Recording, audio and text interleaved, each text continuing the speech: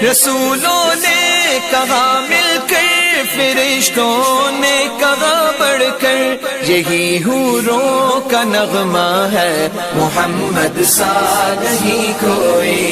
اعوذ باللہ من الشیطان الرجیم، بسم اللہ الرحمن الرحیم۔ جیسے کہ آپ کو معلوم ہے کہ رمضان کے مسائل چل رہے تھے، لہذا آج ہم آپ کی بارگاہ میں عرض کریں گے کہ روزہ توڑنے پر قضا اور کفارہ کب لازم ہوتے ہیں۔ یاد رکھیے کہ روزہ توڑنے پر کفارہ لازم ہونے کے لیے، قضا اور کفارہ لازم ہونے کے لیے دو شرائط کا پایا جانا یہ ضروری ہے۔ نمبر 1 کہ روزے کی نیت رات میں کی ہو، لہذا اگر کسی نے صبح نیت کی اور روزہ توڑ دیا تو اس پر صرف قضا ہے، کفارہ نہیں۔ روزہ توڑنے کے بعد اسی دن بلا اختیار کوئی ایسا عذر لاحق نہ ہوا ہو کہ جس کی بنا پر روزہ چھوڑنے کی اجازت ہوتی ہے۔ مثال کے طور پر کسی عورت نے روزہ توڑا اور اسی دن اسے حیض آ گیا یا کوئی بہت شدید بیمار ہو گیا تو اس صورت میں صرف قضا ہے، کفارہ نہیں۔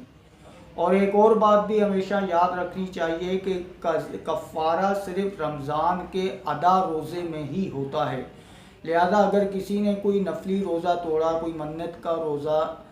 کا روزہ یا شب رات کا روزہ یا معراج کی رات میں روزہ رکھا، کوئی بھی نفلی روزہ تو اس میں صرف قضا ہوتی ہے، کفارہ نہیں۔ کفارہ صرف اور صرف رمضان کے ادا روزے میں ہی کفارہ ہوتا ہے۔ اب ٹوٹنے کا فعل بنیادی طور پر 4 طریقوں سے ہوتا ہے۔ نمبر 1 عمدن، نمبر 2 خطاً، نمبر 3 نسیاناً اور نمبر 4 اکراہاً۔ تو یاد رکھیے کہ عمدن اگر کسی نے روزہ یاد ہے اور پھر روزہ توڑنے والا کوئی ایسا فعل کیا اور اپنی پسندیدہ چیز کے ذریعے لذت کے حصول کے لیے اس نے روزہ توڑا تو جنایت کامل ہونے کی بنا پر، یعنی جرم کامل ہونے کی بنا پر اس پر قضا اور کفارہ دونوں لازم ہوں گے۔ لہذا کسی نے اپنی پسندیدہ چیز سے نہیں بلکہ بہت زیادہ تربوز کے چھلکے کھا کر روزہ توڑ لیا یا انڈے کے چھلکے کھا کے روزہ توڑ لیا یا بہت سا نمک کھا کر روزہ توڑا تو ایسی صورت میں جنایت کامل نہیں، یعنی جرم کامل نہیں، اس صورت میں قضا لازم ہوگی، کفارہ نہیں۔ اسی طرح اکراہ یعنی روزہ تو یاد ہو لیکن توڑنے کا فعل اپنی مرضی سے نہ کیا ہو بلکہ کسی کے مجبور کرنے پر روزہ توڑا ہو تو ایسی صورت میں بھی قضا ہوگی، کفارہ نہیں۔ مثال کے طور پر کسی نے گن پوائنٹ پر کہا کہ روزہ توڑ دو نہیں تو جان سے مار دوں گا،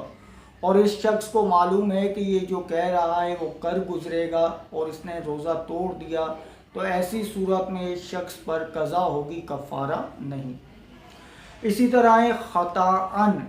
یعنی روزہ یاد ہو مگر اپنی مرضی سے توڑنے والا فعل نہ کیا ہو، ایسی صورت میں بھی صرف قضا لازم ہوگی، کفارہ نہیں۔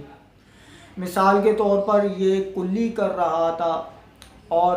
پانی حلق سے نیچے اتر گیا، یا ناک میں پانی ڈال رہا تھا اور پانی دماغ کو پہنچ گیا تو ایسی صورت میں بھی قضا ہوگی، کفارہ نہیں، کیونکہ خطاً ہوا ہے، جان بوجھ کر روزہ نہیں توڑا گیا۔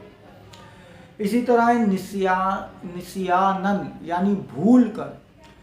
روزہ یاد نہ ہو مگر اپنی مرضی سے روزہ توڑنے والا فعل کیا ہو تو ایسی صورت میں روزہ نہیں ٹوٹتا،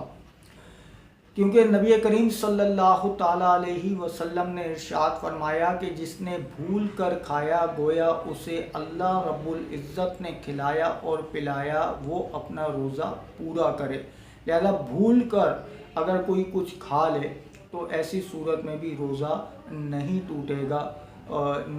جب روزہ ہی نہیں ٹوٹے گا تو پھر اس پر نہ قضا ہے نہ کفارہ ہے۔